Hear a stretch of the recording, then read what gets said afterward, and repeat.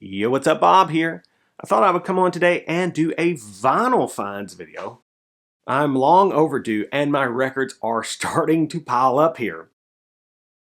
I haven't found any like super grails or anything, but the weather's been nice. I've been out. I've found some fantastic records with some great music. We'll call them finds of opportunity.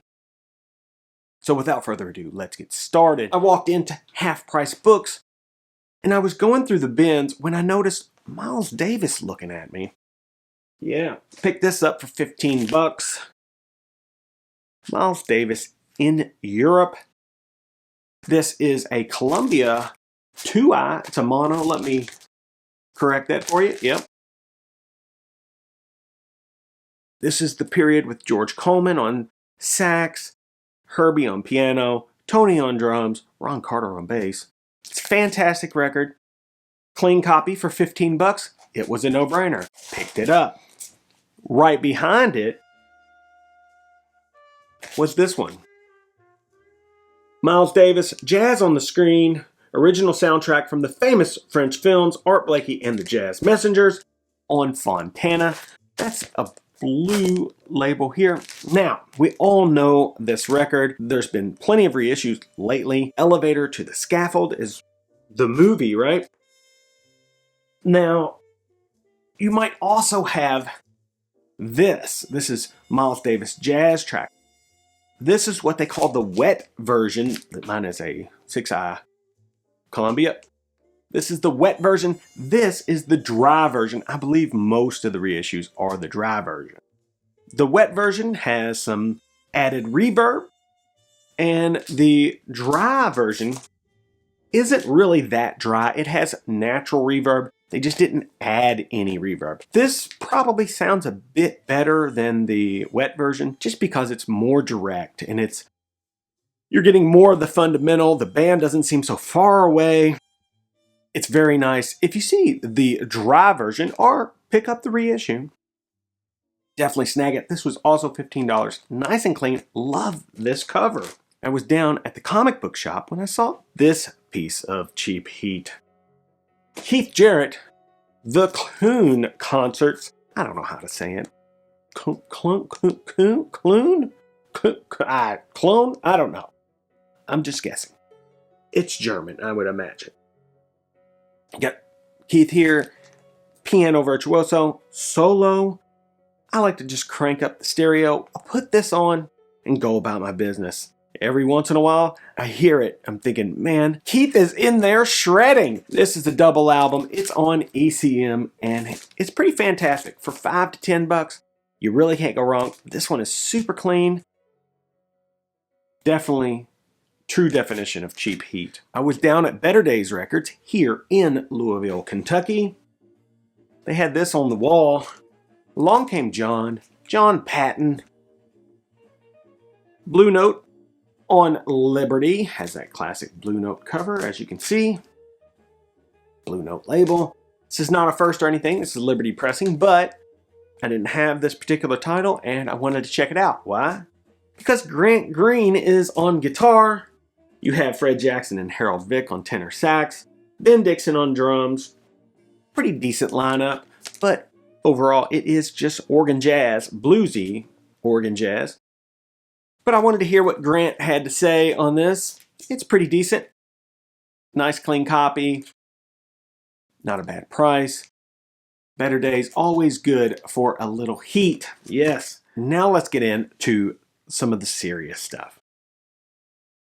On another day, I walked into Half Price and it looked the same as it did a week ago. I was going through the bins, I was looking through the jazz, there was nothing there, a bunch of dull reissues, and I was, figuring, yeah, this is a big waste of time, of course. When I looked over into the strange and unique section and noticed this record. Sun Ra and his orchestra at Montreux, right? Sealed. I thought that's pretty cool. This is on Inner City. Looks like this on the back. Yeah, I haven't opened it yet, but They had 20 bucks on that, or 20 or 25 on this. And I thought, yeah, I'll grab that. And I did. But I noticed right away, right behind it, these two records. Sun Ra Orchestra live at Praxis 84, volumes 1 and 2. Cool covers. Very clean copies, $9.99 a piece. And I was thinking, oh, okay. Better grab those. Beautiful sounding records, by the way. There's a volume 3. I need to get that. Been seeing it online for about 45. So it's not bad, but to have all 3 volumes for 65 bucks, but still, I noticed right next to those records in the soundtracks were a couple Batman records. Now I showed this one a few weeks back. I'd found this copy.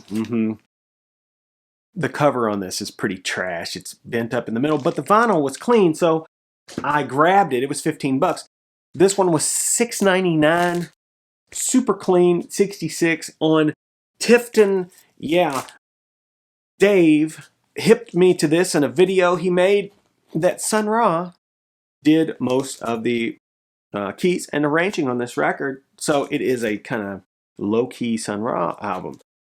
This is a really clean copy, and I snatched it right away. $6.99, you can't go wrong.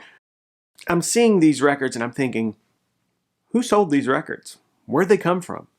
What happened to the rest of them? Was there some great heavy Sun Ra records here that I missed?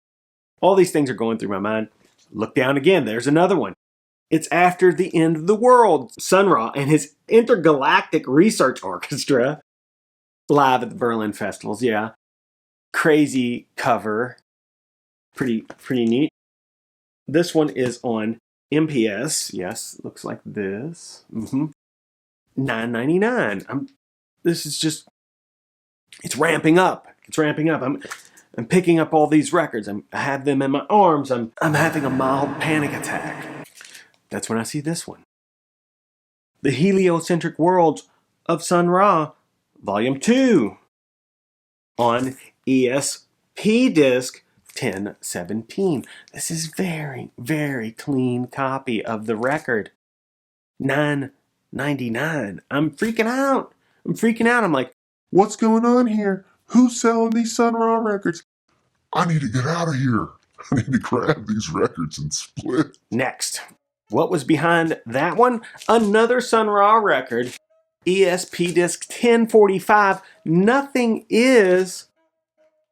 Excellent cover. This is a crazy free jazz sounding record, clearly. I was super stoked to find it. This is the one with the kind of reversed. The label. There's 2 versions of the label.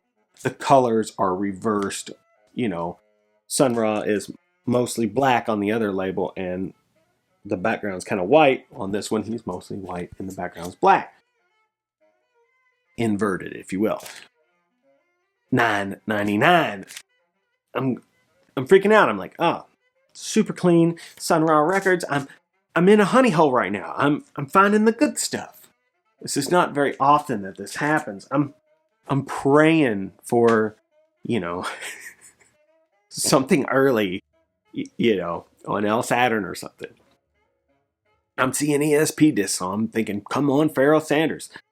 Nothing like that's happening. But last but not least, I pull this one.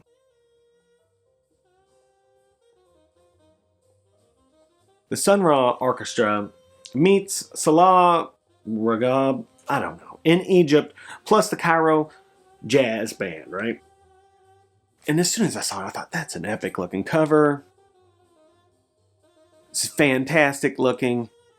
It's on Praxis. It's $9.99. I'm thinking, okay, I figured these records were probably worth about, 20 to 30 a piece. And so at $10 a piece, I was doing okay. This particular one was a big money record. I don't know if they just looked at the first few and thought, yeah, these are $20 to $30 records. We'll put them at 10 and see if they go. This in the median, maybe 180 bucks. In this kind of condition, probably more. This is a rare-ish record. It's hard to find. This one is incredibly clean. Let me open it for you. I mean, it's smoking condition. So clean. Near mint. This sounds great, by the way. I mean, this is an accessible record from Sun Ra. The Cairo Jazz Band is on here with them, and they're playing some elements that might not be in your typical Sun Ra record. This is a fantastic sounding record. Good pressing. Everything about this is awesome. So all of these records on the Praxis label, they are Greek pressings. They're from Greece, and there are not many pressings of this record. This is the only original pressing. I think there was like 9 total on Discogs. So some of those were CDs and reissues, tapes. So not a lot of vinyl pressings of this record, and it is fantastic. I was over the moon with most of these finds. That's a healthy stack of jazz. Like I said, nothing crazy earth-shattering, but left me with more questions than answers, I would say. You know, I always wonder about that when you find killer group of records at, you know, a bookstore or down at the flea market, a thrift shop or something like that. It's like, what? Who brought these in? What else did they have? Did I find them before anybody else? Was there already someone else here and they chose what they wanted and left?